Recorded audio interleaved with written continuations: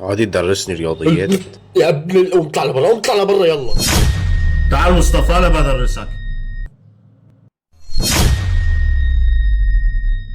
يلا يا شاطر، بدي اياك تصير احسن من كل الطلاب. اول شيء هون عندك بتاخذ الخمسه، بتقول له ليش عم تعمل هيك؟ بتقول له يعني اقعد بدرس. قبل 7 سنوات. يلا عرب الجملة أكل أحمد الورث. طيب وين التفاحة؟ السؤال اللي بعده.